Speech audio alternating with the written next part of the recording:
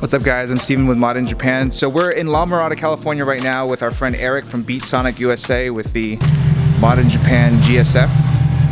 So we're here today to test fit a new module from Beatsonic USA. So what it does enable is Apple CarPlay in your current model Lexus and gives you the ability to have Siri and all the features of Apple CarPlay in your Lexus with an easy to install and cost-effective box with an installation time that's about an hour, hour and a half to 2 hours depending on how careful you want to be. If you're not familiar with Beatsonic, it's been in the US for about 13 years and was established in Japan in the late 80s. They specifically work on car electronics that improve the life and enjoyment of the driving experience. Next, we'll go through the installation process so you have a better idea of what's involved if you're thinking about doing it yourself. Now, if you're looking for just a run through of the product in action, skip ahead to 14 minutes and 21 seconds. If you want even greater details of the install, be sure to check out Beatsonic's YouTube channel. I'll add links below. What up guys, Eric from Beatsonic.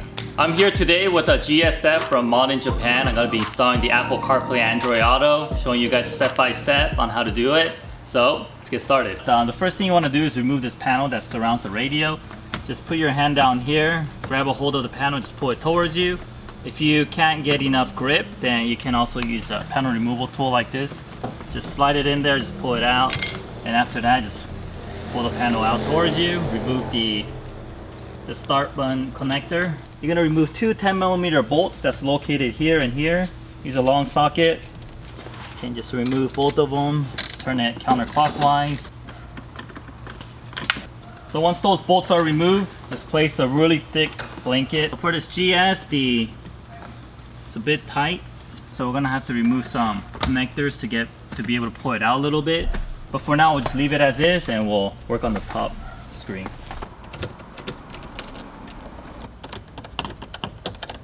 All right, so once we have the bolts out, just lay a microfiber towel down here, and we're gonna just face the monitor down. Alright, so next step we're going to be removing the glove compartment. To do that, let's start off by removing this bottom panel here. So just go ahead, use a panel removal tool, put it between here, and just push it down a little bit. And it's only being held by clips. Just work your way to the side, get all the clips removed like this, and then we're going to just carefully just pull it out. And then on this side panel over here, just go ahead and pull it out this way because it's actually hooked onto the side panel here. This one you could just grab a hold of this and just pull it out. And then now the bottom panel is ready to come out, and you'll notice that there's a few connectors that are on it. Let's go ahead and remove those connectors as well. Okay, next we're gonna remove the airbag assembly. To do that, there's gonna be a few 10mm bolts that we have to remove.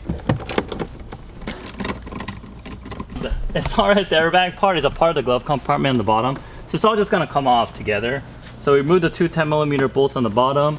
So there's just few Phillips screws that we need to remove. So you'll notice that once you open your glove box. Alright, so once we remove that, just go ahead and grab a hold of the glove compartment from one side. I'm just gonna pull it out. Okay, just like that. And then you'll notice that there's gonna be a few connectors that you have to remove. Okay, and then there's this connector for your airbag. I don't like messing with this, so we're gonna just keep this intact, and we're just gonna drop this and set it on the ground. So now that everything is removed, we're ready to connect our interface harness and then our interface to it. So this is the harness that we have. We already wire loomed it and kind of organized and cleaned it up. One of the most important things to know when organizing this, make sure you isolate this RCA cable that has two wires to it that's going through from any of the other wires. You can combine it with the mic wires, that's what we did, but isolate it with everything else, or else it could potentially cause some noise to your audio quality. So we went ahead and did that. First thing that we want to connect is our main harness. There's this big one over here. It's gonna be connected to behind the radio. So let's pull the radio out a little bit more. We're gonna daisy chain this harness on the right side of the radio. It's this largest connector, and as you can see, there's a little tab over here on the side. Just place your finger in it, and then you can easily just push it out like this. Okay. And then this side is going to connect to our female side of this main connector, and then our other side, the male side, is going to connect into the radio. Alright, just like that. And there's also one more connector that we need to connect to behind the radio. which is gonna be this aux cable, and this connector is actually on the top left side. So it's gonna be this connector right here. And so disconnect that, and we're gonna connect it to our female side, just like that. And then our male side is going to connect back into the radio. Okay, so once we have those connected, let's go ahead and route some of these wires over to behind the glove compartment area. So we're gonna start off with the main harness. We're going to route the harness with this connector on the other end. We're also going to route this bunch of wires. One of them needs a 24 pin connector. This is going to actually connect to the monitor, but before we go to the monitor, we're gonna go to the glove compartment side and we're gonna go up. So if you reach your hand back here, it's pretty obvious. You'll find a really big opening like this. And we're also going to route the other wires using the same channel. And these are our mic and our aux cable. Okay. And then our last cable that we loom together with our video wires are the connectors that go behind the monitor. All right, so we have all the wires routed to the glove compartment area now. And from here, we're going to select these two video cables and this connector over here, and we're going to just go straight up to the monitor area. And if it helps, you could also just disconnect all the connector behind the monitor and just put it aside while you do this, just so it gives you more room.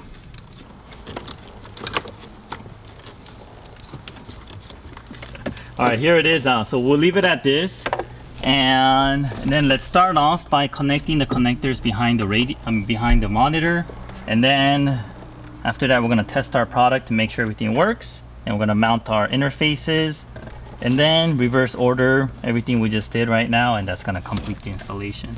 Okay, so behind here we have these two video cables. This is the factory cable, so we're going to connect the factory one to our female blue connector, just like this, and we're going to connect this part to the screen. And there's also another connector back here, which is this black connector. So for this one as well, we're going to daisy chain it. We're going to connect this to our female side like this, and we're going to connect the other end, and we're going to connect this to the monitor. And grab the two connectors that we're going to connect to the monitor. Okay, the blue cable and also this cable over here. Let's go ahead and just place the monitor back into its place, and just make sure you organize the wires behind it just so it doesn't tangle or obstruct the mounting points. And everything should just go back in very easily. So we have all these connectors down here. All we have to do now is connect our interface, make sure it's working, and then after that, let's find a good mounting place. Okay, so we're gonna start off by connecting the metal interface here. So as you can see, you'll find these two video connectors. Grab the connectors that's coming from the monitor, and they're gonna be labeled. One of them is gonna be labeled in, and the other one's gonna be labeled out. The one that's labeled in is going to connect to the outside, and then the one that's labeled out is going to be connected to the inside, just like that. The other side over here, that connector, is going to be connected to this connector over here, which actually came from the radio. The one that comes from the radio, and also has the circuit board that's connected between it. And then we're going to connect this right here, just like that. All right, and then on the other side we have one HDMI plug that we're gonna plug our HDMI cable into, just like this. And then all the connections on this car interface is complete. And now let's connect this plastic box. This is the actual CarPlay box here. So let's start off with the HDMI cable that came from the interface. It's going to connect to our CarPlay box like this. And next to the CarPlay box, we have this small 2-pin connector. That's for the power and the ground that's coming from the top monitor. Okay. And then let's connect our two 3.5mm cables that's coming from the radio. So if you look at the 3.5mm cables, one of them is going to have 2 wires and the other one's going to have 1. The one with 1 wire is the mic. And the mic side is, the mic is going to connect to the USB side of this box, like this, and then the aux is going to connect to the HDMI side, like this. And the only cable that we're left with now is going to be the USB extension cable, which is this right here. Just male on one side, female on the other. And we're gonna connect this to the CarPlay box. And then we're going to route this to inside the glove box where we're gonna be connecting our phone into to activate either CarPlay or Android Auto. So now that everything's connected, let's go ahead and test it, make sure everything's working before we find a good mounting place. All right, so when you first turn on the vehicle, the screen is gonna have to initialize the factory map. So for a little bit, the screen might be black, and then you'll see the system loading sign. Just make sure when this is happening, do not turn off your vehicle, because if you do, then something weird could happen. So just be patient, wait until this whole screen loads and that you see your home screen before you do anything. So here's our native screen. First, just make sure your factory mouse control is like working without any issue. And then go ahead and long press the map button. And then it's switching over to this, which is a good sign. All right, that's our screen right there. Okay, so it seems like it's working. I want to go ahead and test the sound. In order to do that, let's go back to the native screen, make sure it's in aux.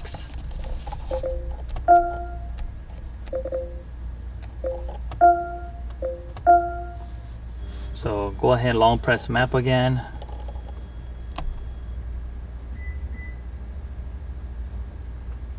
Woo! Okay, so Power seems like of everything YouTube. is working. Okay, so after we do this, there's actually one configuration that we need to do. So grab your Apple CarPlay box over here. We need to actually tune the volume levels on this. So how you do that is grab a small pick and go to the USB side, and you'll find this little white plug. And inside here, there's two little switches that you could actually press with the little pick. So closest to the 3.5 millimeter jack, we're going to stick a little pick in there and long press it for about 3 seconds. So here's the pick, just long press it. Okay, you'll see that your screen changes, and using your factory joystick control, go to your main volume. You'll notice that it's going to be lower than everything else. So let's go ahead and max this to 56. Okay, and then go back. Alright, let me see here. Okay, so the sound's working, and let's go ahead and also test the Siri to see if Siri comes out and if it could hear you. So we're gonna press the menu button. What's the weather, Siri? It's currently clear and 80 degrees in La Mirada. Alright, so Temperatures are heading Siri. down from 80 degrees to 68 tonight. So Siri's working. And for this GS model that we're working on, there's a back button. So let's make sure the back button's working. Okay, there it is. And then another thing we want to check is to see if the seek is working. Seek, forward and backwards. Okay. So that's forward and that's back. Alright. Cool. Seems like everything is working. So let me go ahead and now just find a good mounting location for this. And then after that, we're going to be done with our install. All right, so we just finished up the installation. Eric has now installed the new unit, BeatSonic unit, into our Lexus GS F. So now Eric is gonna roll through all the features, and we're gonna see what this bad boy can do. So go ahead and take it away, Eric. All right, so we finished our installation. We put our panels back. Everything looks as normal as it was before we did the installation, as you can see. The only thing different about it is if you open the glove box, we have this new USB port over here. This is where we're gonna connect our phone into. You connect an Android phone, automatically an Android Auto will show up. You connect the iPhone and automatically the Apple CarPlay will load. If you want to route that somewhere else to like your armrest, you can do so. You just gotta drill a hole down here. We didn't want to drill any holes, so we placed it in the glove compartment. And I'm just gonna go ahead and just plug this in right now. So we have that. Okay, we'll just have the wire come out like this for now. Here we have our phone. All right, so let's turn on the vehicle.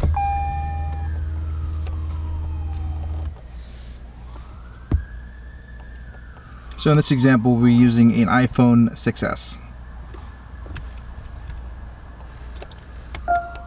Okay, and as you can see, nothing has changed with the native infotainment system. Everything will act the same.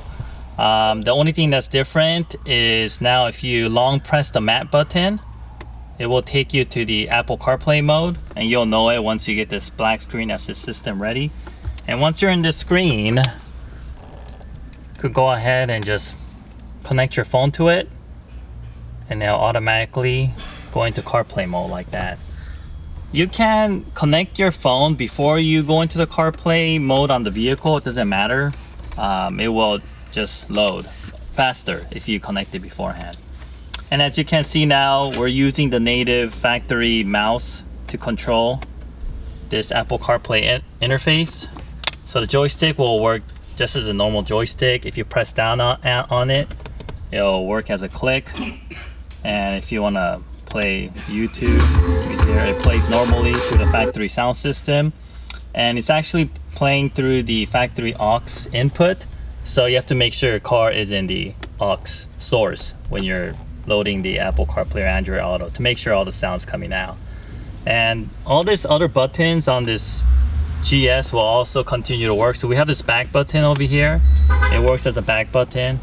If you press the menu button, that is now Siri. What's the weather, Siri? It's currently clear and 80 degrees in La Mirada. Temperatures are heading All right, so I'm gonna press the back button to stop that. And if you press the up arrow, that's your next track.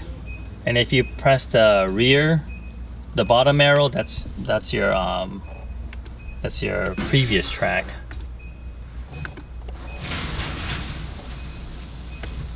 All right, so I don't know if you guys have any experience using the Apple CarPlay system, but depending on what applications you have preloaded on your phone that's Apple CarPlay compatible, it's gonna automatically load up on the screen.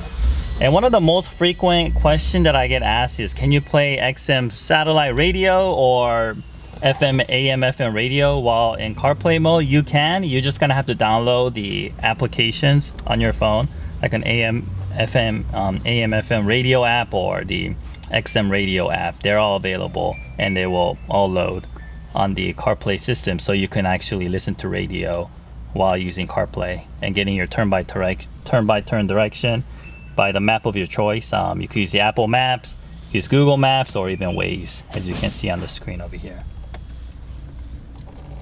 So we're showing you the iOS 12 version. The iOS 13 is going to be out very soon, so the interface is going to look a bit different. It's actually much cooler.